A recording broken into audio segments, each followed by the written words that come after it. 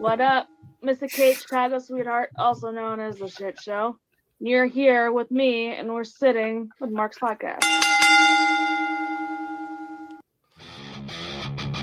Hey, yo. If I can be serious for a minute. Oh, yeah. Acknowledge me.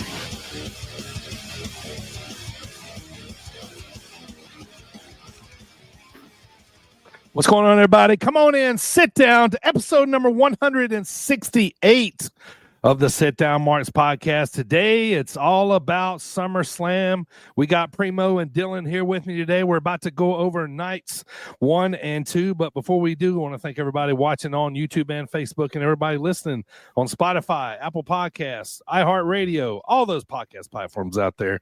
You know we're on all of them by now. So go check them out, each and every one. What's going on, boys? We are post SummerSlam. Lots of things have happened, lots of things to talk about. We're also, Dylan and I are post Dreamwave, 3 shows in 2 days. I was a tired little boy come Monday. I took a nap for the first time in a long time. That's how tired I was. So yeah. Good to see you, boys. How you doing, Primo? Not too bad. You mentioned 2 nights. We had a lot of wrestling this weekend. We got a lot to talk about. I'm glad to be here. Episode 168. Let's get it.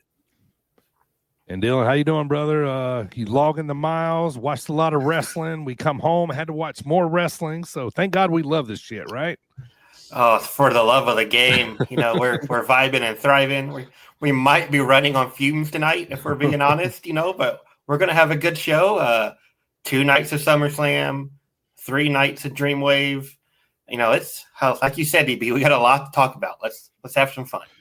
Yeah, usually we got a couple days to recover, but, we have some events going on this week. I got an anniversary later this week, so had to get it in early, man, because the rest of the week is busy. So we want to thank everybody for checking us out. Primo, if you're ready, man, it is hot start time. 5 topics in the world of pro wrestling. Yeah. All right, topic number 1, boys. Well, I'm glad we put it on the table, because of course we're going to talk about it later, but what I want to say is I want to pick your brain here for a second. So recently we've seen WWE allegedly fire Truth, right? He got his job back. We've seen Seth Rollins pull a big injury angle here. Obviously he's back. We got worked. I want to know your opinion on, is this like a new way to maybe, surprise us, because yeah, social media is definitely a big thing in wrestling. It's hard to surprise us anymore, especially of us, kind of in the know, to keep up with it. Is this the best way to pop us anymore, by just downright lying to us? Yeah. Well, it's definitely one of the more effective ways these days, because in 2025, it's a lot harder to fool us than it was in 2005. So, Agreed. And not only that, whenever it's something as, remember when R-Truth got fired or did not fired, no one will ever know. And the whole Seth Rollins thing, both times there were fans on both sides of the line, whether it was real, whether it was not, work or shoot. And on top of that, at the end of the day, no one really knew. We still don't know, So except for the Rollins, the way he obviously wasn't injured, but as far as R-Truth goes, was he really fired? Was he not fired? So it definitely creates a discussion amongst wrestling fans, and it makes our brains turn, and it makes us, wonder, and makes us tune in. So, yeah. Yeah, it definitely does. What do you feel like, Dylan? You feel like this is like the new way to get one on us, It's like the new kayfabe. Like, instead of believing Undertaker's actually a dead man, we just believe R-Truth is fired and Seth Rollins is hurt. And, they got me, at least. Like, I won't speak for y'all, but, I thought he was out. Like, remember last week, Jim, shout out Jim, asked us that question about Rollins costing Punk or cashing in on Punk or something like that. Yeah. And in my infinite wisdom, I was like, oh, well, maybe if it's, 6 to 8 months from now, not, 4 days from now, it's like, I don't want to know, like Primo was saying, like, I don't want to know if from the beginning this was the plan, if they thought he might be hurt a little longer and they lucked into this great plan. Like, I'm just going to tune in and watch it and be shocked and surprised like everybody else. Yeah. Yeah, I like it. Yeah. Yeah. And this one in particular was so intricate because not only did he get hurt at a Saturday night's main event, and then he pulled the ref aside and Heyman aside, then they called for the finish, and LA Knight won really quickly after that. Yeah. Not only did he do that, but he was walking on crutches into the Rich Eisen show. Yeah. He was walking on crutches, taking his daughter to the ice cream. So he really played the part. Right. Yeah. Right. Yeah. I mean, outside his house, he's got to work. You know what I mean? If he's gonna run that angle, I mean, he definitely had all of us. I was like, well, all right, well, what are we gonna do now with the briefcase? He's out 6 months to a year or something. You know, they never really came out and said a certain injury. You know what I mean? So I kind of thought maybe, hey, we were still in the, he's being checked out by, Dr. Birmingham Andrews or something, whatever. whatever. Yeah. So, Yeah. And like, to me, the LA Knight part was a huge part because it wasn't like LA Knight and Seth up to that Saturday night show. Mm-hmm. And then LA Knight moved into a new story. He's been off TV. He was off SummerSlam. Yeah. Like, he wasn't even, eating pizza with the Bellas and the New Day in the backstage. Like, he was completely off of SummerSlam. So it's like, oh, well, they must have had something planned. And then the Seth injury, that must have screwed up all the plans, even for LA Knight, Seth, that whole deal. And they moved on to something else. Yeah. And that I completely bought it. They completely got me on this one. And I gotta say, I'm glad I bought it. Yeah. Me too. Oh, yes. Yeah, me too. Yes. Yeah. It definitely added to the element of surprise. When he came out of SummerSlam, we'll talk about that later. But yeah, I think too, like, I may still have my guard up a little bit more and not believe stuff so much. But but I mean, if that's what it takes to, I mean, I'm 50 years old. I've watched wrestling for 45 years. Whatever it takes to surprise me, I'll take it. And that's what I mean. Like I mentioned, it's whatever they're doing, they're creating a buzz, creating a conversation. So that's no such thing as bad press. Right. Yep. That's what it's all about, really. All right. Topic number 2, exposure. boys. Right. Topic number 2, boys. Just want to ask your opinion on this one. So I was watching over the weekend, the Yeet chants. They're really popular. Really, really popular. So my question to you guys is, what's more over and what was more bigger in its prime? The Yeet chants right now or the yes chants from Daniel Bryan? What do you think was bigger? I lean yes. It's hard because we're in the Yeet movement, but the yes movement was so big. You remember when they all took over the ring and they propelled him into the WrestleMania main event. Well, of course, he still had to go through Triple H, but the yes movement was insane to where they helped the underdog, become, on top of the world. But the Yeet was also kind of organic because when he went on his own, he just started doing it, and then it was the Yeet, no Yeet, and and then the everything from the hand movements to coming through the crowd, coming through the stadium crowd. That was right. Yeah. But I think it's hard. I think yes, it's still bigger because now that I think about it, looking back, everybody was doing it. Sports were doing it, like NBA and stuff. Yeah. I agree. That last point Primo made is why I was leaning yes to begin with. Mm-hmm. I'm not tuned into what's cool outside of wrestling. Maybe people are eating. I wouldn't know about it if we're being completely honest. But I remember that yes chant on SportsCenter, all over, showing highlights from Giants games, and they're doing the yes, and it was everywhere. And maybe it's just that we're out of it, so we can look back and see the whole yes movement and how big it was. And of course, we all love Brian, so he's associated with it. But like DB, you and I were both at the Rumble. Like, the whole place is doing the Yeet. Yeet shirts everywhere. Kids doing it, adults doing it. even if you back all the way up to that January or February, whatever it was, like, we weren't fully bought in yet, but like everybody else seemed to be. It's like it's no slight if you say, "Oh, Yes was bigger," because the Yeet's still been huge. Right. Yeah. I feel like they're neck and neck. Yeah. I would give it to Daniel Bryan. But what's really getting over to me now is, Jay does this, "Excuse me, sir, whatever, what can you please play my music?" Yeah. And then he says, and then after that, the crowd's finishing it for him. They're doing the yeet, whatever, however he does it. 4 2 letters, words. 1 word. Yeah. Yeah, there you go. Yeah. So they're finishing it for him. So I mean, that's the definition of over right there. You know what I'm saying? Like, I always go back to Road Dogg, Interactive. Yeah. It's interactive. Yeah. Exactly. Yeah. All right. Topic number 3, boys. Let's talk about John Cena for a minute. So I want to, so after the weekend, obviously we're going to talk about it in a minute, but, we weren't really kind of on his, his final tour, like it wasn't super interesting, but now, as of post SummerSlam, we see he's kind of made the turn back, lost the belt. I think we're going to be in for a good last few months, with him on it. I think it's a little more interesting now as to see where they go. He's obviously going to have matches with Brock. We'll talk about that later, but does it kind of rejuvenate you a little bit in the Cena's final world tour with what happened this weekend? Yes. Actually, I'm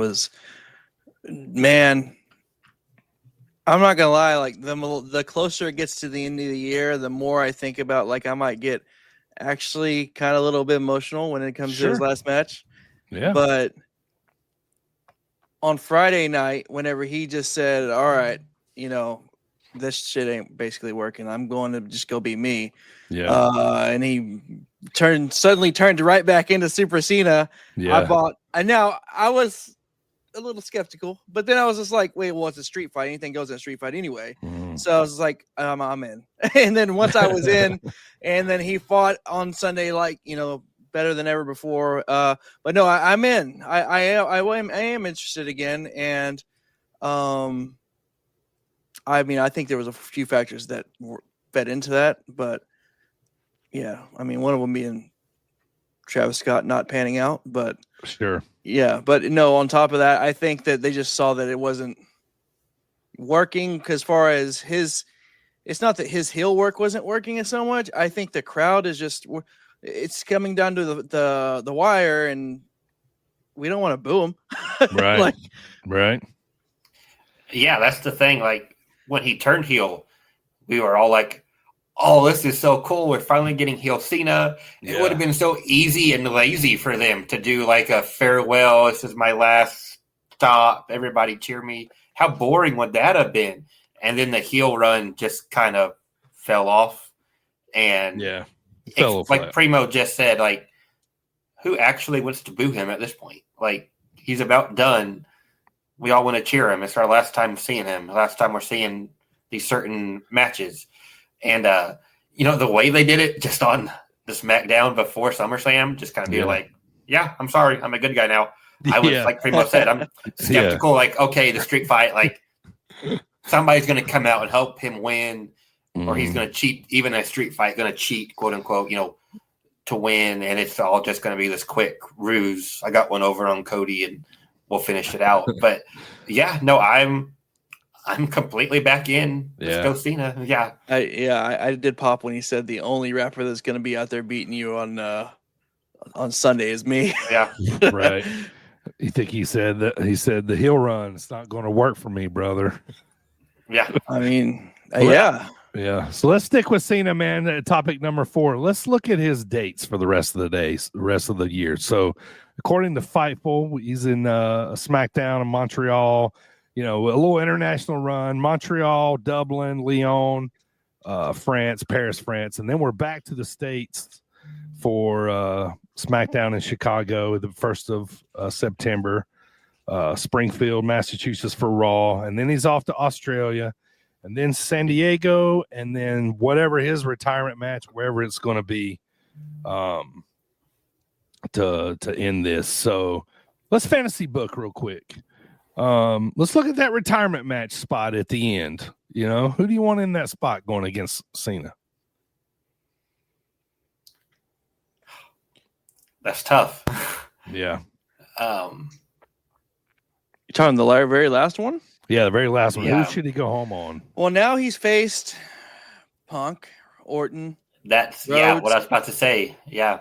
He Cena hasn't fought twice. AJ yet. Right. He's about to fight Lesnar. Yep. My only hope with the Lesnar stuff is that it doesn't drag into more of these dates. Right. Yeah. Yeah. One and done would be fine. But I mean, also too, you know, there could be some other younger talent that he wants to get his hands on, or even Rollins, or maybe another match with Roman Reigns. But the very last match, I say maybe the very last match, he puts somebody over. Yeah. Somebody was like one of the new guys or whatever. Up and coming talent, mid card, Sure. yeah. Maybe Austin Theory comes back and wins again and go over him. Kevin Owens comes Oh back, yeah, goes over him. Some yeah. Be do you really think, cool Dylan? if it was. It'd be really cool if it was one of the actual new guys, like Jake or Scotty beating Cena in his last match. That would be really cool. I'm torn because, like, on one hand, just the nostalgia part of me, I would love to see it be like Randy or Punk, but we have already seen that, and I don't know that we need to revisit either one of them. Sure.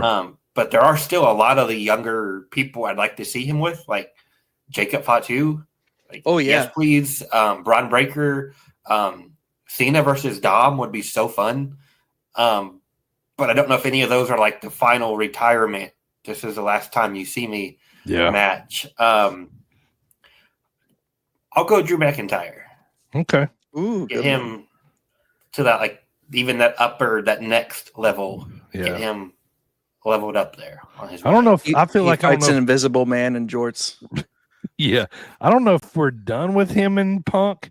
I feel like if they don't do that, maybe like in Chicago for SmackDown or something like that, you know. Yeah. But also part of me too, like I'd love to see him put over LA Knight. You know what I mean? That Yeah. would send him into another stratosphere. you know? They've tagged Yeah, before. for sure. Yeah, yeah. So I mean, I kind of like that too, but Solo, they fought before. Yeah. Gunter would be cool too. It's that big. Oh, yeah.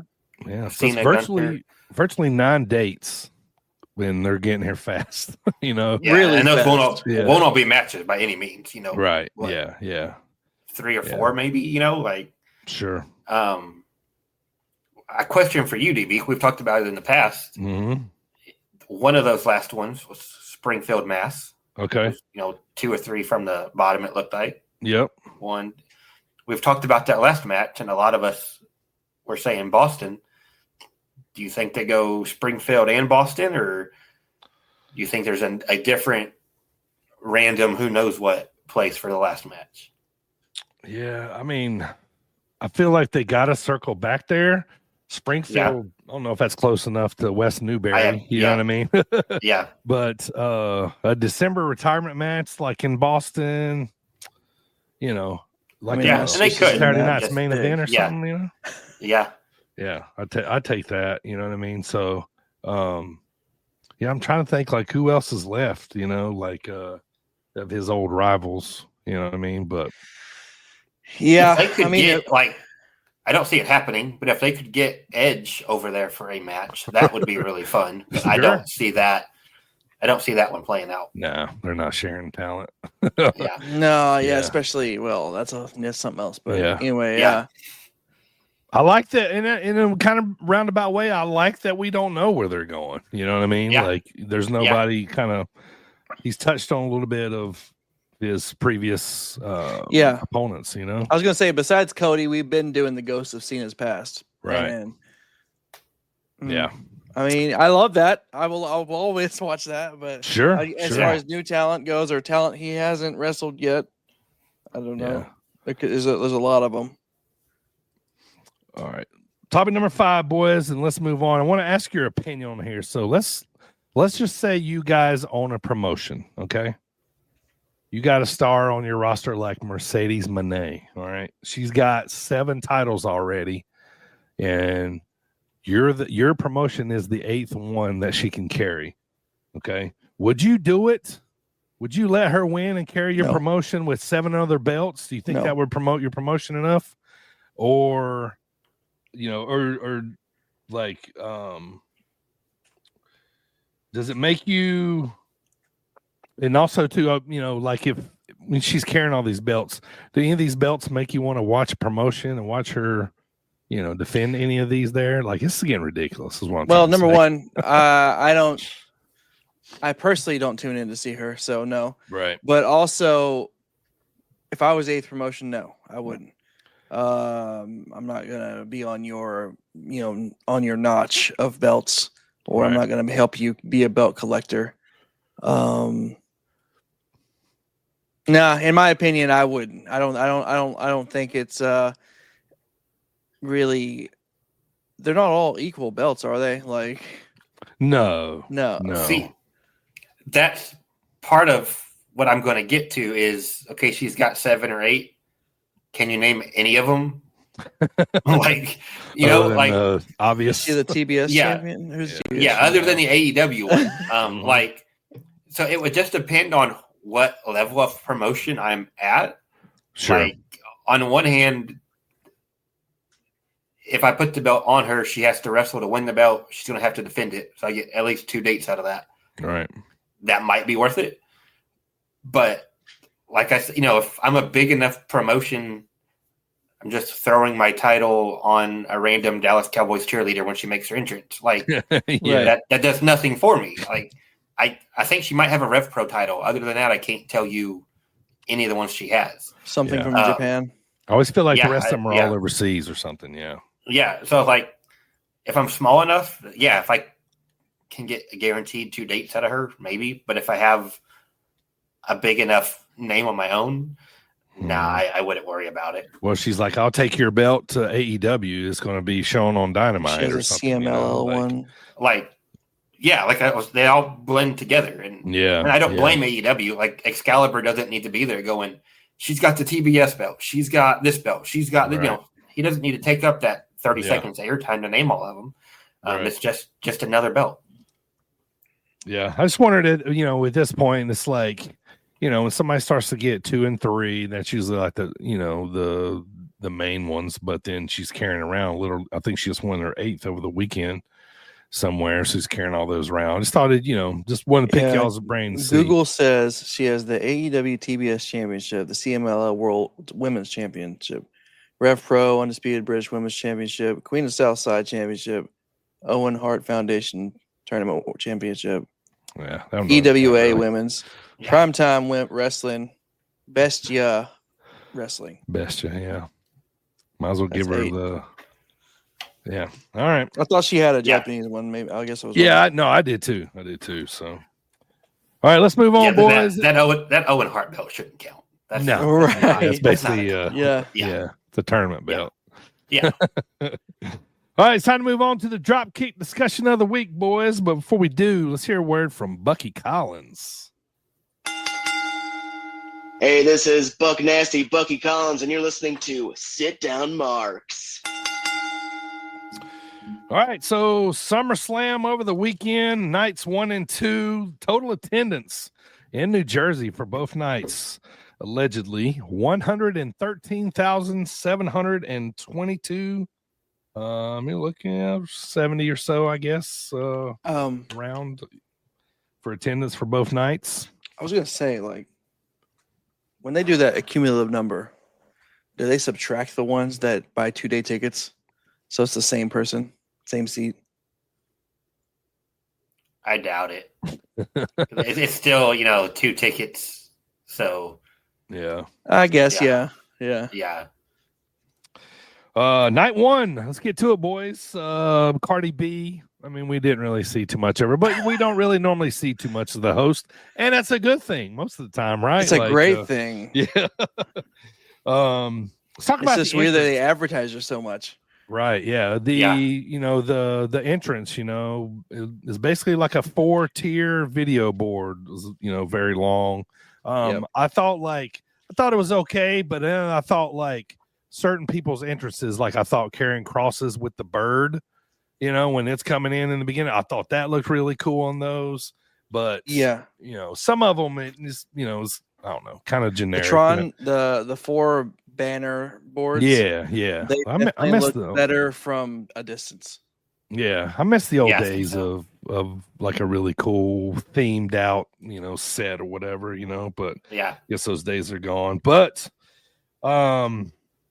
it's more daylight shows. So way it turned out is most of the show was daylight till they got basically to like the main events for both nights, and they were, you know, they were dark. But I'm still going to pray for rain on these day shows, so they'll quit doing them. But it's just personal preference. But let's get to it. First match, boys, right off the bat.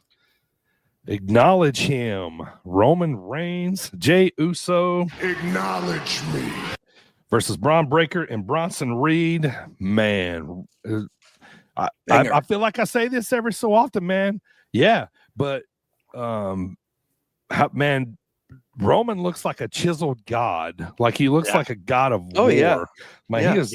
Like every time I see him, I feel like he's getting in better shape, man. So let's talk about how this thing finished out. So Roman pushes Jey out of the way of one of Braun's spears, and then Jey spears him, and then Uso splash on Bronson to get the win, and Jey puts the Ula Fala on Roman to end the match. I loved how Jey had the one up in the air when Roman was coming to the ring. I noticed that too. This is the definition of a good. This is how you start a pay-per-view right here, man. This is good shit. I was actually thinking about that whenever what you just mentioned, how he, because I did take note of that Jey was, you know, doing the ones whenever Roman made his entrance.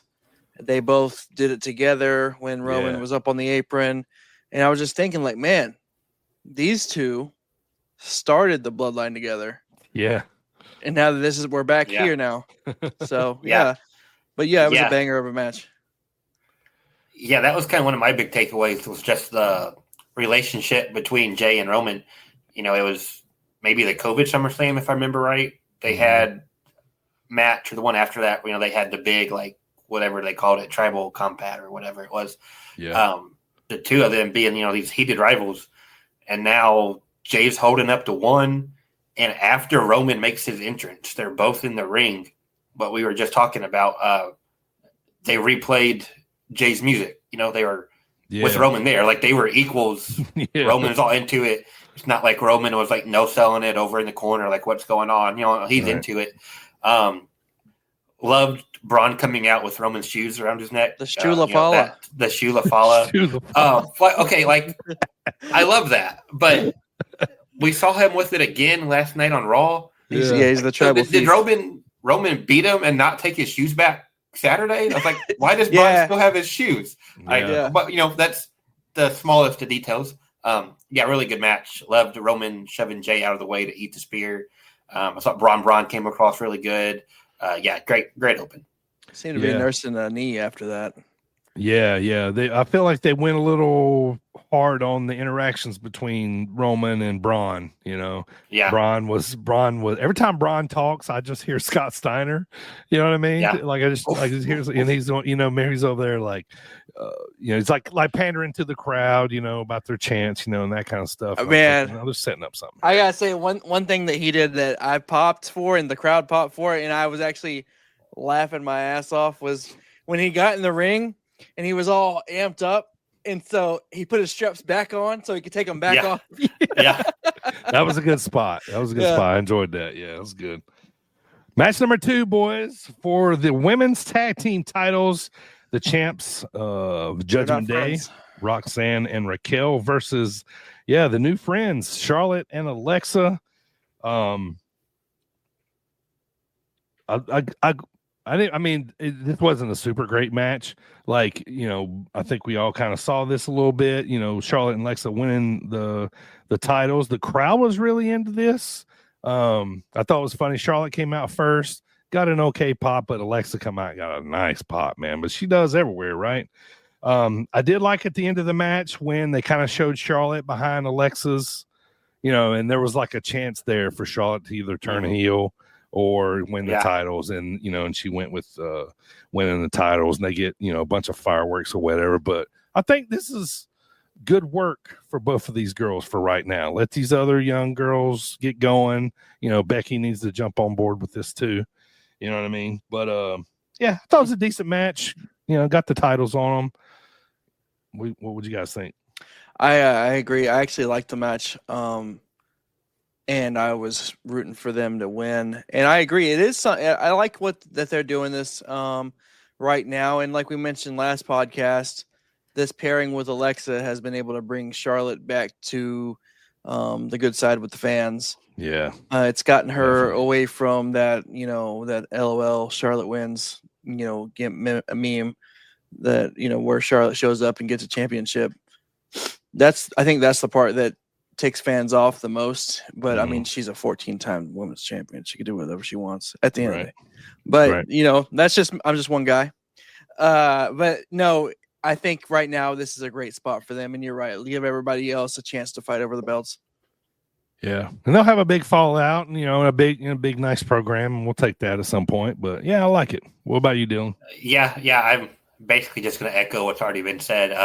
I like the match. Like you said, it wasn't match of the year or nothing, but it was good. I liked it. It was fun.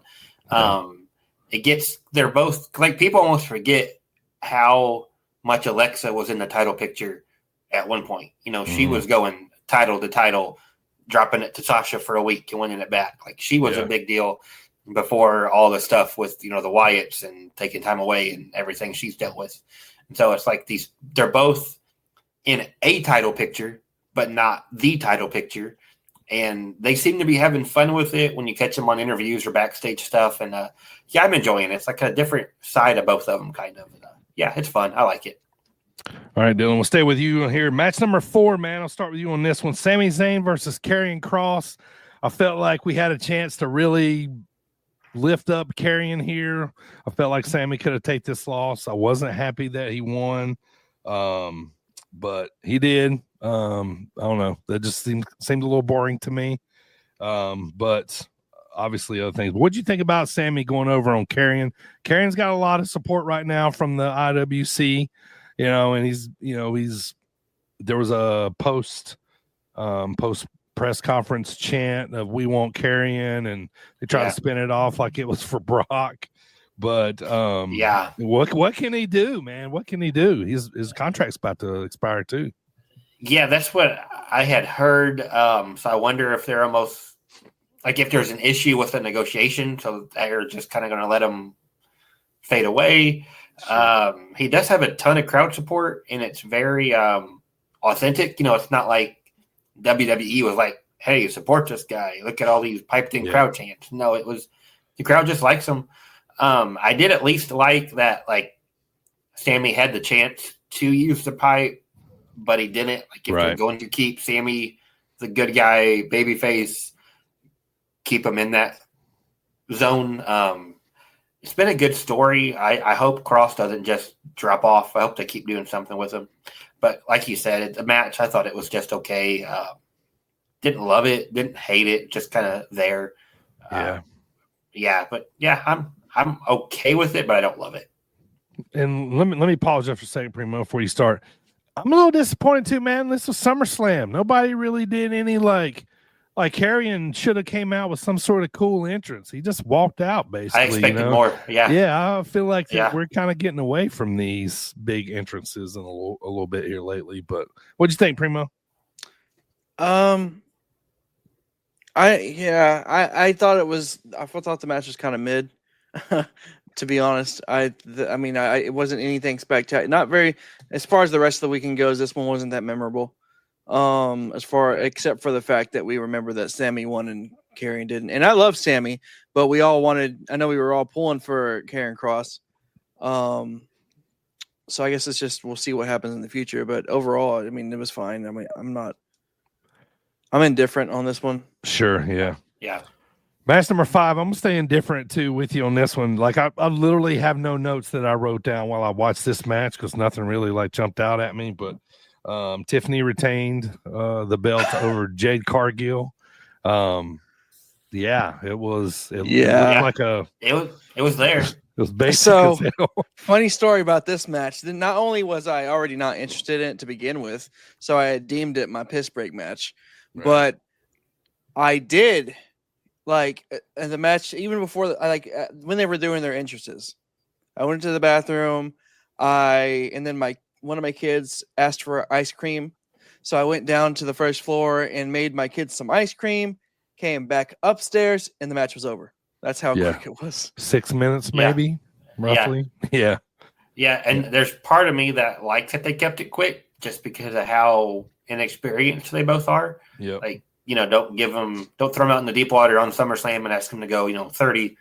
Keep it short, keep it at 6. Yeah. I am surprised Tiffany won. Like I figured it's time to see what they had with Jade. Maybe they're waiting, or maybe they're not even going to go there. Who knows? But Sure. yeah, not a whole lot to it. Yeah, I was watching it with my mom. She took the dog out. She came back in. She goes, "Oh, the match is over already? Tiffany won." I go, "Yeah, you didn't miss nothing." So, match number 5. Let's talk about this one, boys. Jelly Roll and Randy Orton versus Logan Paul and Drew McIntyre. Shout out to everybody in that match outside of Jelly, because they made Jelly kind of look like a veteran here. You know what I mean? Of these little spots. Jelly's a bad actor. Thank God we didn't have to listen to him sing, so I was happy with that. But for the celebrity spots, this was all right. Jelly did way more than I thought he would. Yeah. He took that splash from Logan, which was, kind of cool. You know what I mean? But obviously Jelly shouldn't be wrestling. If I have any complaints about this match, it was a little too long. But I didn't absolutely hate it. I didn't absolutely love it. But shout out to everybody in there because they made Jelly look good here. Yeah, my takeaway from this match was, I'm not gonna lie, I was entertained. I actually was entertained in this match. Jelly Roll comes out to a Tub of Key song, so that's one thing. That's odd, But yeah. But and then he sings out Randy Orton. But I digress. But whatever. Yeah. Right. So my main notes were Jelly Roll was actually in there. Not only did he start the match, but he was in there a lot longer than I thought he would be. Yeah. His participation was more than I imagined, and he did take the splash. He actually took a beating. So I imagine after all the adrenaline of the weekend wore off, he's probably not going to walk for a week. So yeah, but that's pretty much my whole thing. Randy and Logan and Drew all look like stars as always. Yeah, agreed. Yeah. Like Primo said, I was surprised to see Jelly Roll start the match. It's almost like that system of they stand on the apron, they make the hot tag, they come in and get one or two moves, and then they get beat down and and then tag out. To see him start and be in there that long, I was surprised. I hate to say anything good about Logan Paul, but he can go. He's can super wrestle, athletic. man. He can wrestle. Yeah. The frog splash, that was pretty cool. I love that DB's biggest compliment of Jelly Roll is that he took the splash. He laid on the table. Yeah, he laid on the table and got jumped on. Good for him. And I was dead wrong on this one too. I just assumed SummerSlam, everybody watching, it'd be the babyface RKO out of nowhere. Jelly Roll get the pin, but yeah, Drew and Logan went over. So that's got to be in a rematch down the road, right? Like, run it back. Yeah, they were talking at the press conference that after the post show, and Jelly was already hinting at, Triple H is like, I don't think I'll be able to keep him out. Let's go. Jelly Roll Logan WrestleMania. Let's go. Yeah, no, I don't want to see that. I'm good. This one was fine to me. Let's get to the main event, boys. Let's talk about it. Let's talk about the match first before we get to the cash in. Punk versus Gunther for the World Heavyweight Championship. I was glad it was nighttime for this match. So obviously Punk wins the title. I thought it was a really good match between these two. I'd like to see this one again somewhere along the way. Gunther had always, man, when they do the Crimson Mask, when it's right, it is right. He had a good Crimson Mask here, man. I thought he did really well on that. But let's talk about the actual match though, man. Obviously I didn't see Seth cashing in, so Punk's winning the world title, and I'm like, hell yeah, man. Like, got another, accolade for him since coming back. We've seen him the clips lately on Unreal of where he got emotional about main event in WrestleMania, and he finally did it. Now he wins the title again. What you guys think about the match, though? Overall, it was pretty dang good. I mean, it's probably even better than what I said, but I know it was a great match. It told the classic story of, the good guy getting beat down no matter what he tried to do. The bad guy was just too strong until he made the bad guy see his own blood. Then, he saw he had a fighting chance and then pulled your heartstrings and made you want to root for him. So by the time Punk did win that belt, we were all like, we're happy for him. So, I thought it was a great match. Yeah. Great main event of the SummerSlam. Punk just continually getting beat down, make a bit of a comeback and get beat down. He got hit with the power bomb. He was in the sleeper hold. Mm-hmm. I think the Boston Crab was on at one point. It was just like super underdog fighting from underneath. But then, as soon as Gunter saw that blood, it was a different story, and Punk came right back. I liked that it was 2 GCSs. Yeah, I guess that would be the plural. I loved it. Good stuff. Unfortunately, I had been spoiled by the time I watched this, so I kind of knew what was coming. But still a really solid match. Glad Punk got the title, at least for a little bit. I loved it. Good stuff. So Punk wins the belt. He's all emotional. Referee's talking to him. He's kind of parading around the ring a little bit, and then Burn It Down hits. And I'm thinking, he's just coming out to flirt with it. Maybe going to be a beatdown, but, either way, he's coming back, right? And then one of the coolest spots, man. I love the spot where he threw away, where, he turns around and goes to walk away, and he throws off the crutches, slings off the knee. Yeah.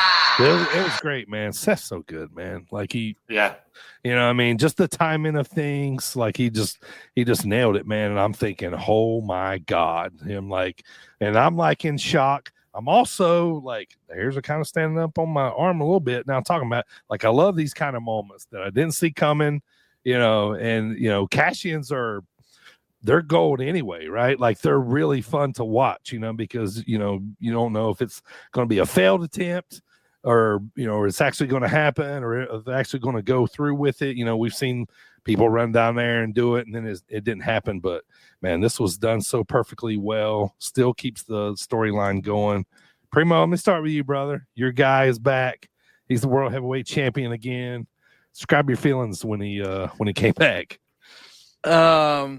So I heard the music, and you could already imagine the mark I am for Seth. I was already going nuts, and I saw him hobbling out. I was like, okay.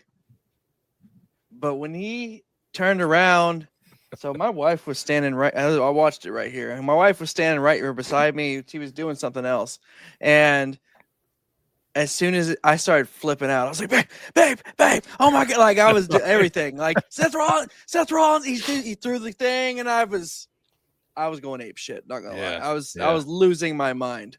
And that's why I'm glad that I didn't know that he was injured. Like, I got to be a real fan in that moment. Yeah. Like, I was absolutely going nuts. Yeah. And then it's even when he gets in the ring, it's still not 100%. There's still that little bit. Yeah. And so, and then he wins the belt, and of course I was ecstatic. Yeah, a couple curb stops. And what I like too was real quick, Dylan. What I like too was Michael Cole and Wade Barrett just feeding into it. It was all a ruse. He's not really hurt. And like, I'm hearing that too, going, oh God. Like, I'm like, holy shit. Like, they really fucking got everybody here. I loved that Seth used the briefcase before he actually cashed it in. Mm-hmm. Yeah, he beat the very smart of when he actually officially cashed in. Yes, beat the shit out of him with the briefcase after he'd been through the whole match with Gunter. Then cashes it in, gets the cheap pin. My favorite spot, like super small detail, he grabs the ref Jessica when he's going down the ramp. So it wasn't like he comes out, throws his crutches down, and drags a ref out of gorilla or drags one. There's a ref running behind him or nothing. It was we already got a couple refs helping Gunther to the back as he's coming down. He's just like, no, we're going, we're cashing in. They're already there, so you didn't have here's Seth. Oh, and he's got a ref, and he's got a briefcase. Is it time? Right. You know, it was like that wasn't supposed to quote unquote happen. Like the ref just happened to be there, which worked out.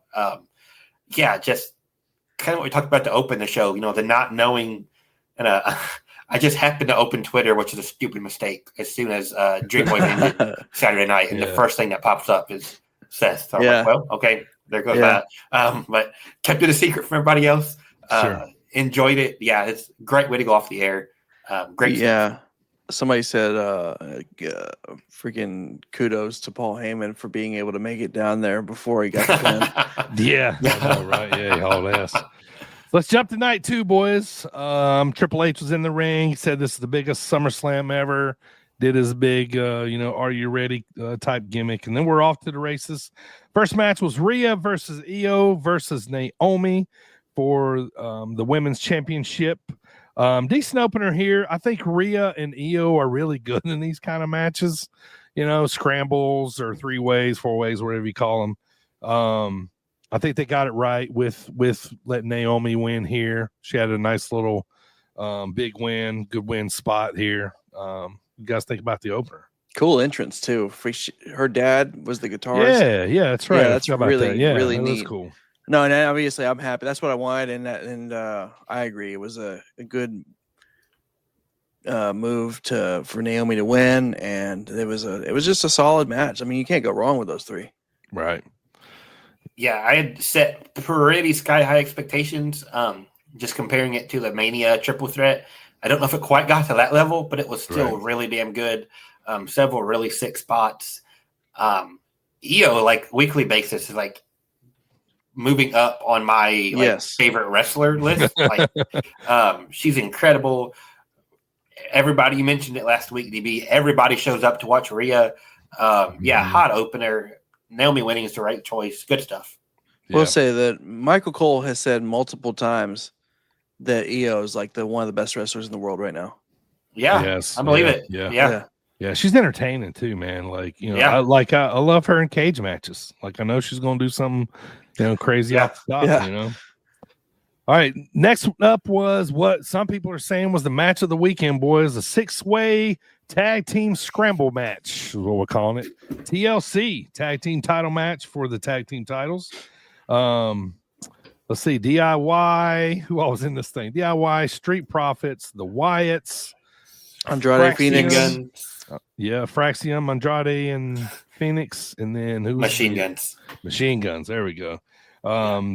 I don't even know how to describe it, but other than super fun, tons of table spots. Hardys were in the building.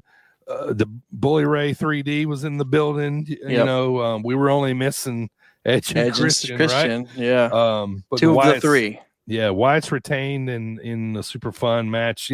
Anything that jumped out to you between that match, because I literally thought it was just fantastic. It was a great match. It's it's right up my alley. I thought that they had a couple really unique spots. Andrade tried to toss Phoenix up there on his shoulders. Yeah. Freaking. Fuck! I just blanked on his name. Johnny Gargano's partner. Ciampa. Tommaso Ciampa doing the upside down. The amount of core strength. Yes. Yeah. That's dangerous too, man. Also, the only thing, which is not much you can change here, but the fact that it was daylight kind of diminished the Wyatt Six entrance a little bit. Yeah. But overall, obviously, I like this match. The Ciampa spot blew my mind. That's what I remember most of the whole show, all the way around, including the Money in the Bank, including Cena Cody.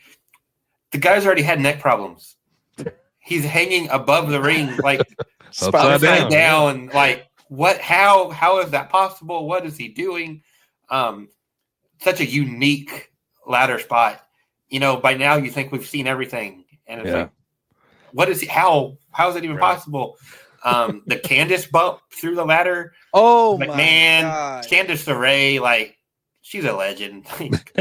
Just I saw- can't say enough good stuff about I saw Candace. Johnny Gargano post. He said, "I didn't sleep on the couch last night because we were in a hotel." We're in a hotel. Yeah. Yeah.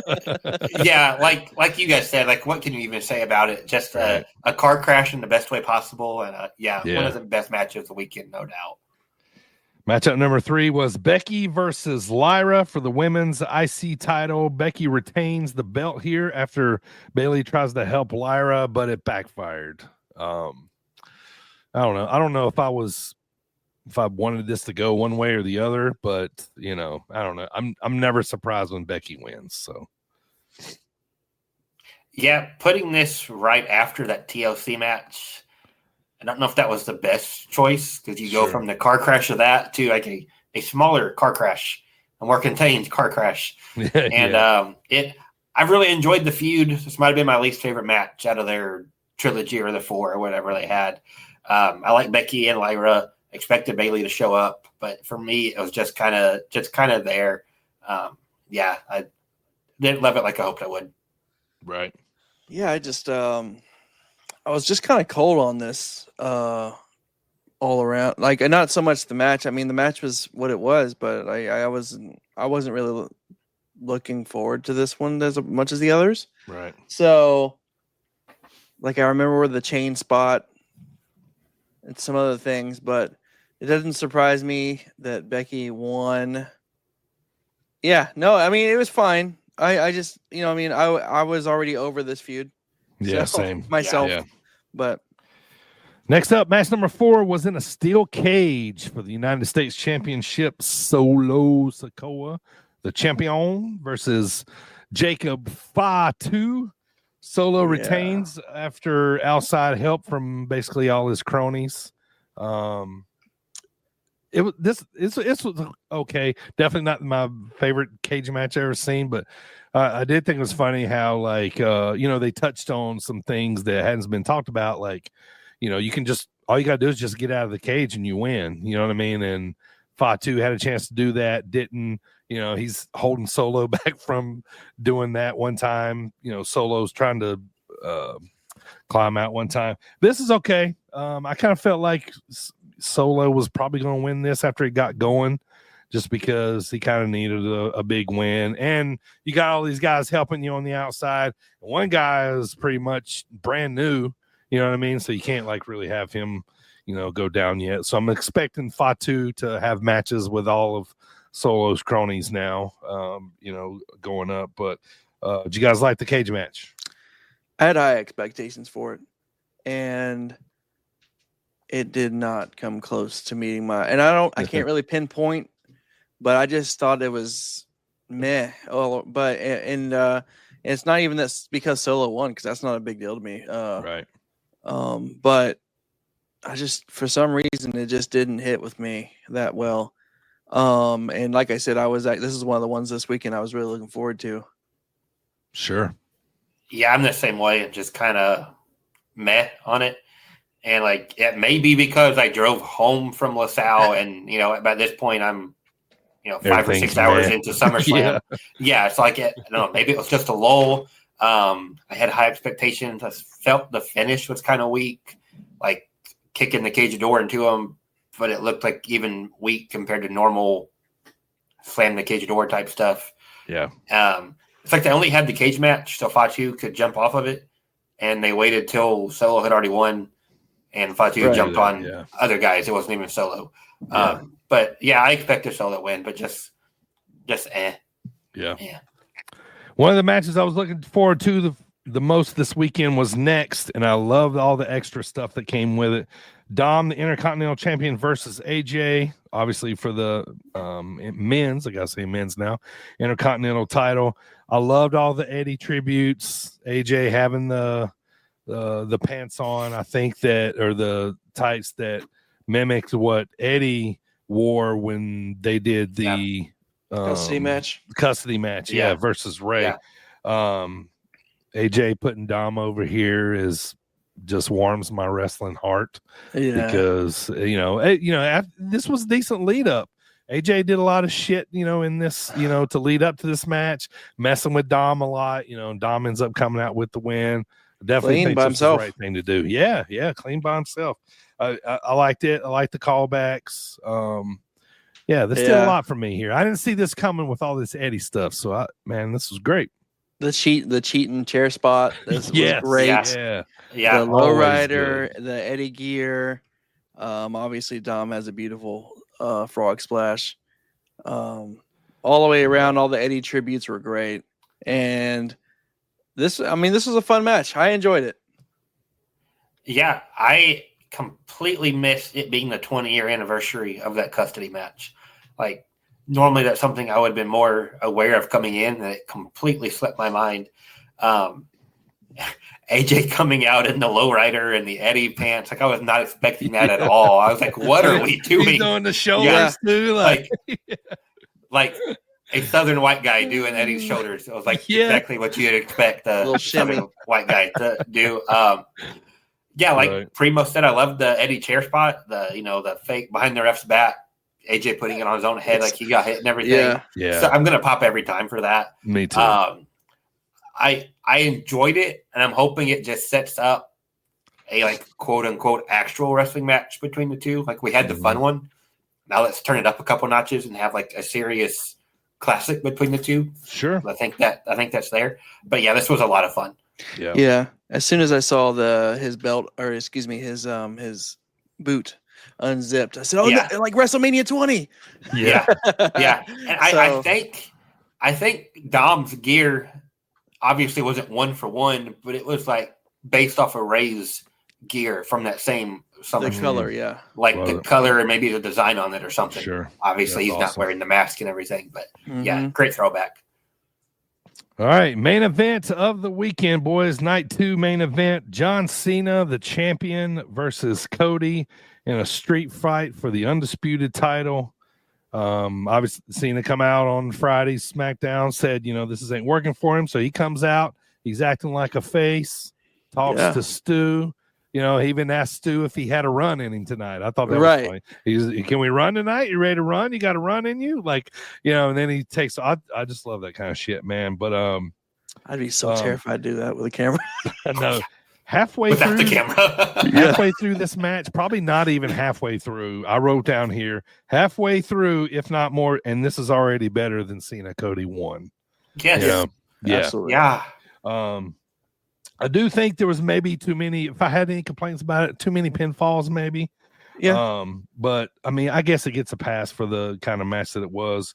But Cody's back on top after he kicks out, or after Cena kicks out, but ends up hitting him with a final crossroads. I think they did a few different things on each other, quite a few, good many times. So So before the surprise happens, I love this match. I love that, I really, with Cena, I really didn't know. I didn't know if Cody was going to win. I didn't know if Cena's going to win. But I felt like with Cena coming back in, babyface, this made it a little more trivial to me as to what was going to happen. You know what I mean? So, but I enjoyed it. I love how it came out. Cody's the champion again. He's once again showing he's the guy. They had a little embrace there at the end. Cody always looking like he's holding back 1,000 tears, about to cry a lot, and while Cena's talking to him, which I might cry too if I just beat Cena for the title. And he's putting me over in my ear. You know what I mean? It'd be hard not to, right? I mean, Cody's an emotional guy anyway. He's a very emotional guy, yeah. Yeah, but thoughts on the match, boys? So when Cena came out, and he had the black screen with the white font, and then he, it changed to his regular Titantron. That automatically warmed my heart. And then you're talking about the when you talked to Stu and all that. So then we were back with regular Cena. So this became to a point, and I knew this is what most people would have a problem with, is the multiple pinfalls with the several finishers on each other. Yeah. But we ended up having Super Cena versus QB1 Cody. Yep. And is basically what it was. We had Cena with Cody on his shoulders coming up through the Cody Vader. Yeah. And then after he ate him. After he ate him, then he picks him back up and Fireman carries him all the way down the ramp. Right. And that's in the middle of the match. This match was just so fun. We saw Cena, I wouldn't say in absolute peak form, but it's the best we've seen him in a long time. Mm-hmm. Agreed. And Cody, obviously. So what originally coming into this after Friday, when Cena said what he said, and even after the entrance, I go, okay, well, this is like a a Rock Hogan situation, and now Cody's gonna be way more aggressive, and not be afraid to do heelish tactics. Well, right. He did have some aggressive moments, and then at the end, like you said, he gave him the little salute behind his back, and then gave him that final crossroads 1, 2, 3. Yeah. My first initial reaction when that 3 actually hit, I was like, "Whoa!" Like that actually happened. Yeah. So that caught me by surprise. I mean, I didn't know what to expect. I was happy. It was cool. For me, like I said last week on the pod, like I just needed something big to come from this. Well, they kind of made it happen before we even got to SummerSlam. They did it on SmackDown. They did the turn. But in the back of my mind, the whole time, I'm still expecting, like I said earlier, that just to be Cena messing with Cody. Like, oh, I'm back. Like I was expecting The Rock or Travis Scott or somebody to come out the whole time, one way or the other. Whether it was going to be to help Cody or to help Cena, or Cody to do something to like officially quote unquote turn him heel. That said, I loved the whole match. Like the one small negative thing I didn't like was the multiple finishers. I don't even mind like the pinfall, because in my mind you should be trying to win the match like the whole time. At the end of the day, that's supposed to still be the goal, is to win the match. But when it's 2 attitude adjustments, kick out, 2 crossroads, kick out, the top rope attitude adjustment, kick out, 3 crossroads, kick out. It's like, okay, what? Do something different here. Yeah. I like the turnbuckle coming off. Then Cody hitting Cena with the turnbuckle, and then Cena using that to choke out Cody like he did Umaga all those years ago. Yeah. That was fun. And honestly, I kind of had the same reaction Primo was just describing. Like when Cody finally actually won, it was like, oh, wow, it's over. Okay, Cody won. Yeah. And I'm happy to see Cody with the belt. I'm happy Cena didn't hold it all the way up until that December pay-per-view, where it's like, okay, now we know he's going to lose it. He's not going to retire with it. Yeah. And it is kind of odd that Cody won the belt, and that's not the top story we're talking about. That's not like the top 2 or maybe even the top 3 when you look at the cash in and everything else happening. But yeah, I really loved it. By far Cena's best match since coming back, for sure. So we're all shocked. We see Cody win the belt. I thought, okay, maybe right here we see The Rock. He's coming back, because that last time we saw Rock was when those 2 were in the ring. So I thought we was going to run back to that. But record scratch. Brock Lesnar's music hit when Cena was in the ring by himself, and I'm pretty much think it probably shocked everybody in wrestling just about, because obviously we didn't think we was going to see Brock because of being involved in the Janelle Grant case with Vince and all that stuff, and the allegations possibly there. So, I'd pretty much written off that we'd probably never see him again. And so, but no, nonetheless, he's back wearing the cowboy hat, F5 on Cena. Part of me was like, wow, this is a cool spot. Part of me is like, wow, like, with all the things that we know that's going on with this lawsuit, he must be cleared, or WWE's just saying, we don't care, we're going to use him anyway.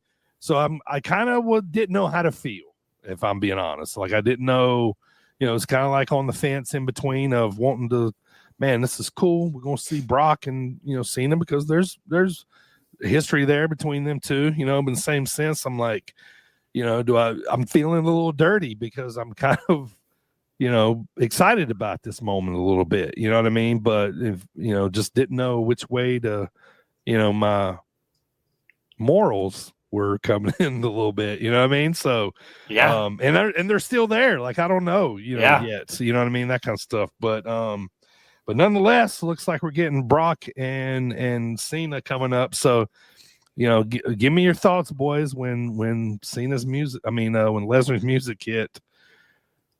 You guys, I'm sure you're always shocked as I was. Yeah. Yeah, kind of echo everything you just said. Expecting maybe Rock, maybe probably not Travis Scott, but something in that story vein to happen. Mm-hmm. Was not expecting Brock. I think this is just kind of my go-to every time there's something negative. Is I blame TKO.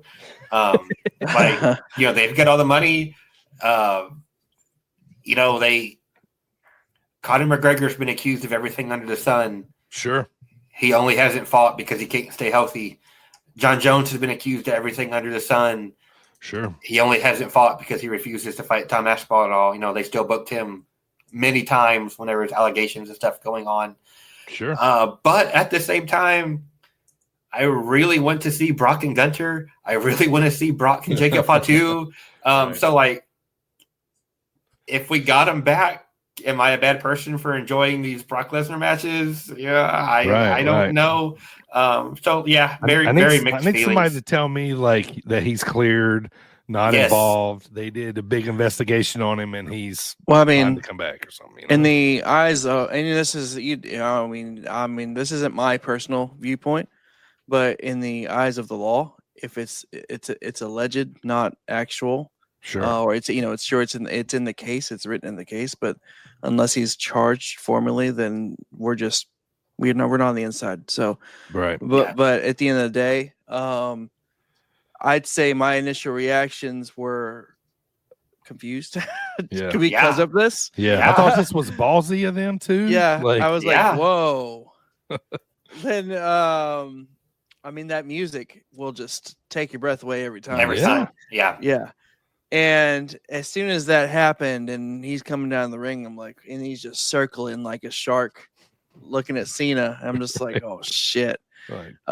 He got that new big old mane of hair on him now. And yeah. He looks jacked as ever. If he is clear and all that and we're moving forward and there's they're good to go, then I'm sure that there will be some good business out of Brock. But at the end of the day, from his end, who doesn't want to make money? Right. So it's a controversial comeback for sure because there's a lot of people's going to be pissed off, because of what he's allegedly been involved in. And there's been so many things in all sports. I mean, you think of football, you got Ray Lewis, Big Ben, all their allegations and stuff they beat, and even other sports. But so I mean, and we're not lawyers or prosecutors, so right. But no, I would say my initial thought was confusion. Yeah. So we'll see where it goes, man. We'll see what happens. So let's put a bow on this, boys. Night 1 and night 2. Let's smelly mark it. We'll start with you, Dylan. Night 1 and night 2 together collectively for the weekend, man. Where do you rate it? It was pretty good. Really good. There's several, I think dud might be too strong of a word, but that's what I'll go with. Several duds scattered throughout both nights. But overall, the main event of night 2, the main event of night 1, Seth coming back, the TLC match, I'd go probably an 8.5, maybe a 9, but we'll just settle at 8.5. Okay. What do you think, Primo? We talked about it last week, and we said that we weren't that excited for right. SummerSlam, and we said that hopefully we'll be surprised. Yeah. Hopefully it'll take us for a loop and something we won't see coming. Well, that ended up happening. Yes, it did. Both nights. And at the end of night 2, number 1, I did enjoy the fact that it was 2 nights. I felt it felt almost WrestleMania like how big it seemed. and that could have been that could have been because it was in a stadium. But at the end of night 2, my immediate thoughts were I liked night 1 better. Yeah. But that was just my initial reaction. Sure. I like, but overall, I'm actually right there with Dylan at a 8.5. It was better than I thought it was going to be. Yeah. And the surprises definitely knocked me on my butt. Yeah. Surprises were good. There was a few matches that weren't. I'm gonna stick at about an 8. I think it's fair. Yeah. When they got us, they really got us. And then when we were taking a bathroom break, we deserved to take that bathroom break and should have in some of those. So, but nonetheless, we didn't think the buildup was all that good. But it delivered. It delivered in a lot of different ways. Delivered a lot of different, like I was thinking about today. Like, man, it's great that somebody as great as Eddie Guerrero that we still honor him in ways like this. Like that's why I love wrestling a lot. You know what I mean? So that kind of stuff will always bring me back. So, all right, boys, that's going to do it for the Dropkick discussion of the week. Primo, it's time to go home, brother. But first, let's hear a word from our friendly neighborhood maniac. This is your friendly neighborhood maniac, Matt Hatter, and you are listening to Sit Down Marks with DB, AJ, and Primo. And welcome to my wonderland. Thank you. I want to remind everybody to follow at Sit Down Marks on all social media. Also, sitdownmarks.com. Go over there and give us a subscription if you don't mind. Thanks everybody for the support. Also, want to remind you, if you got a service or product you'd like to get over, email me or hit us up on any of our social media platforms, or you can email me at dbonthemic@yahoo. Dylan, man, what you got going on this weekend, brother? What's that weekend preview looking like? I'm going to keep this quick because I'm still in the very early stages of the preview. Sure, it is Tuesday afternoon. Tuesday we had 2 nights of SummerSlam. There's a lot going on. AAW this weekend, a lot of here in the Midwest. What I'm focused on, AAW up in Chicago Saturday. Colt Cabana versus Joe Alonzo is one of the big matches. Mm-hmm. Last AAW show, DBU and I were there. We saw Joe Alonzo shave a kid's head. Colt Cabana is coming back to get that revenge.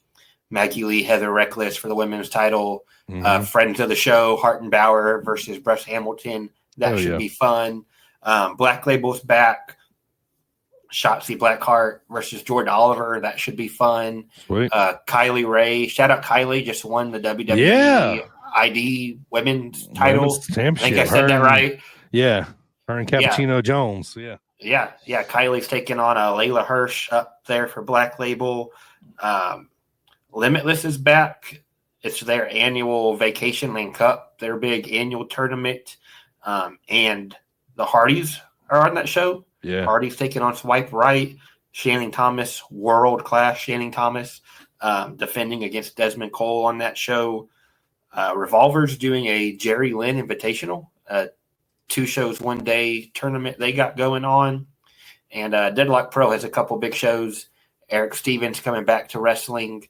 1 show on Friday, 1 on Sunday. Jake Something versus Cody Lane on the Friday show. So there's more than that, but that's kind of what I'm looking at right now. Got to do my research still. But yeah, another big indie weekend. Find that preview whenever it goes live, probably on Thursday, at best ways on my Twitter, at DHagerJ15. It'll be pinned to the top there as soon as it's posted. All right, and as we talked about, we had a big triple shot weekend this past weekend with Dreamwave. Yeah. Uprising was Friday night. We had Taste of Illinois Valley Saturday, and then Saturday night, the hands were dealt. Lots have happened this weekend.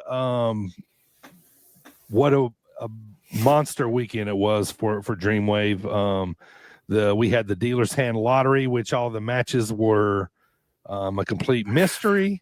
Nick Gage came in. Wow. Match, blew the roof off the place. So he was like one of the big surprises for Saturday night. But lots went on this weekend, man. Dylan, just let me know, man, which matches kind of jumped out at you for the weekend. Like the Nick Gage surprise. Nick Gage, Gringo Loco, massive. Nick Gage pulls a chain out from under the ring, comes right over to me, says, "Here, grab this, see if it's real." I'm like, okay, I'm not questioning you, but okay, I'll grab it. Yeah, it's real. I was never questioning, just for the record. Like, please don't hurt me, sir. That was wild. Uprising 6 Friday night. If it wasn't the best Uprising show, it's neck and neck with it. Yes. Yeah. Started out Lady Luck, RJS, killing it for the alternative title. Ended with Maggie retaining over Jada Stone. How about Megan Bain versus Becca Friday night? That was awesome. Yeah. Saturday afternoon, free show. Could not have asked for better weather, first of all. Just the perfect afternoon. Super fun show. Hartenbauer, I would say chasing. I don't guess he was really chasing, but with Bacabella on the front of the ATV, driving him around the park, that's just perfect pro wrestling. And then, finishing it off Saturday night, the hands are dealt. Such a fun concept. DB, you killed it all night long. Thank you, making the announcements. Connor, Brittany Brooks for the main title, in the main event. Yeah. What a wild match. I really thought Brittany had won at one point. Yeah. Channing, I don't guess he really teased the cash in, but came out with the case setting up the match for October. Right. Everybody in the building thought Channing was cashing in. I kind of joked online that if you thought Seth Rollins cash in was a pop, you should have heard the Knights of Columbus when Channing Thomas came out with his briefcase. No doubt. And, nobody does like Dreamwave. Just a great weekend. It was a great weekend, man. Probably the busiest Dreamwave weekend I've ever had, on top of my regular jobs there, doing stuff for Prelude and getting everything ready for that. But, man, it was just what an awesome night Saturday night. I got to meet Nick Gage. I got to talk to him. This dude is, man, I don't know if I should even say it's not, but he's super nice, man. Like, I got to talk to him. Like he shook my hand. He was, you know what I mean, and like, he just got done pizza cuttering, Gringo's face. You know what I mean. So, but man, I hope we have him back. It was such a big surprise to have him there. That reminds me of way back in one of our earlier episodes. Yes, yeah. We were watching that Dark Side of the Ring, and we were like, he's one of those guys you wouldn't want to see in an alley. No. I still wouldn't want to see him in Nally. Now I'd be like, hey, remember me? You know what I mean? But, right. Yeah. But I think Uprising 6 and The Hands Were Dealt is available right now on IWTV. Taste of Illinois Valley will come out later. Let's talk about what's next. Saturday, October 11th. The poster is up right now on YouTube and Facebook. The guests. So let me say this first. This is the teaser poster. This is not the actual final poster, so stay tuned. Might be more to come. But on this particular poster, we got all the Dreamwave usuals. Coco Beware is going to be there. Bushwhacker Luke. Yeah, Bushwhacker Luke. Let's is go. Gonna be, is going to be there. It's going to be another outdoor show. Recently announced Donovan Dijak, Hartenbauer, Buried Alive. Now, if you don't want to watch that, I don't know what we're doing here. Yeah, but during the match, the hands were dealt. Hartenbauer and Donovan got Drew as a tag team. Well, when the cash-in happened, Donovan got the briefcase away from Channing and Sydney. Went to hit, I think, Channing with it. He ducked, hit Hartenbauer. Hartenbauer got pissed, so Donovan and Hartenbauer, big brawl. And then next thing you know, Hartenbauer's laid out and Donovan's just stacking chairs on top of him. Just stacking them. Next thing you know, there's like 12 of them, and then JC, the general manager, came out and made Buried Alive for October 11th. Becca is going to be hosting a gauntlet match. We got RJS, Brittany Brooks. Massive. Yeah. Connor Channing, Connor Channing Thomas, it's going to be amazing, man. It's going to be a big card. There's still some second row tickets left. Yeah. But general admission is unlimited, so make sure you guys come check that out. Bring a chair. It's going to be an evening show at Luz La Grotto, so we'll touch back on this touch back on this later. I want to also remind everybody that Dreamwave Prelude Volume 2 is out right now on sitdownmarks.com. Volume 3 is coming out early September, so look for that. Those will be from matches from the Hands Were Dealt from this past weekend, and also a taste of the Illinois Valley. So make sure you go check that out before we get to Volume 3. Go check out Volume 2. What's coming up next on the pod? Next week, Cheap Pops with Primo returns, so we'll be dropping that one. So always good to hear Primo talk about a subject or something going on in wrestling. So that'll be dropping next week. Our guest of the month is the Shane Show. He is a manager in Zawa Live Wrestling. Hadn't had too many managers on the show, so he's going to be on. And then towards the end of the month, we're going to have a pod just totally dedicated to TNA. We're going to talk about everything going on in TNA right now, what's happening with that. And so we're going to be talking about that. And I want to thank all of our subscribers, our new listeners, all that kind of stuff. We really do appreciate it. I also want to give a big shout out to all the LaSalle fans that was there this weekend. You guys came out loud, proud, one of my favorite LaSalle crowds of all time. We were wall to wall on Saturday night. Small little side story. My mom had never been to a Dreamwave show before, and she was there all weekend. And I just want to thank everybody from LaSalle for going up, talking to her, making her feel at home. I did introduce her on the microphone to 500 people, so she got a little embarrassed, but a lot of people came by to talk to her. She did get a pop. Yeah, she got a pop. Everybody chanted for Mom. Yeah, bigger pop than I get, man. It's crazy. So, yeah, as she should. Hey, as she should. Absolutely, she should. But she had an absolute ball. She had the time of her life. She went away from there loving Dreamwave more than she does. But probably the one thing that made her weekend was Maggie Lee is her favorite. She got to get pictures with Maggie Lee. I think she might blow it up and hang it in the Louvre. Like, that's how big of a picture this is to her. So, but thanks to all the fans for being nice to her. I appreciate it. And just want to thank you guys for just coming out, being loud and proud. All 3 nights, or one day and 2 nights, but we really came out and showed out for Dreamwave Wrestling. So we really appreciate it and look forward to seeing everybody back on October the 11th. I also want to say, boys, we got a lot of good feedback about Prelude from a lot of people, wrestlers that have been on Prelude, people that have watched it, people that have worked with Dreamwave, talking to me about it, how much they like it, how much that they think it's really cool that we're showcasing the talent of Dreamwave of tomorrow. So it's really cool. So with a lot of people are like, it's a really cool original idea. So thank you guys for supporting. It's only going to keep getting better. We're going to keep getting better at this, and it's going to be awesome. So I just wanted to take a second to thank everybody for that. So.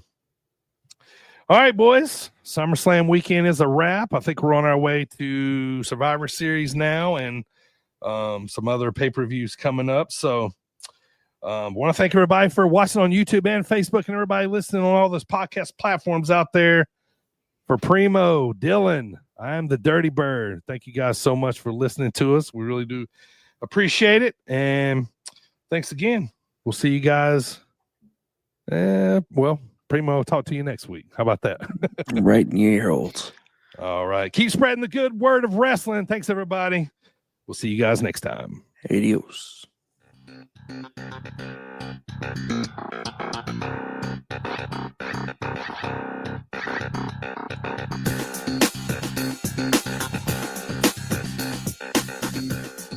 All right. It's time for the Easter egg segment of the week.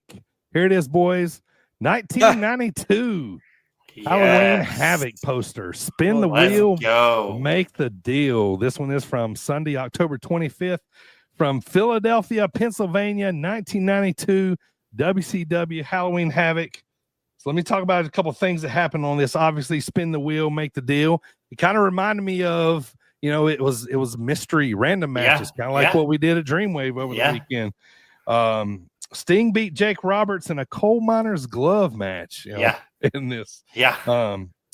Any guesses who the WCW champion was around 1992? He played football. It's either Luger or Ron Simmons. I think it's Ron. It's good old Ron Simmons from Florida State University. He defeated the Barbarian in this particular pay-per-view to retain the title. Obviously, Sting and Jake was the feature match that went on last, but not a great poster. But when you look at it, you remember it, right? Like, Sting and Jake and spin the wheel, make the deal. Pretty good one there. That's pretty crazy. Yeah, I can believe that was 92. Yeah.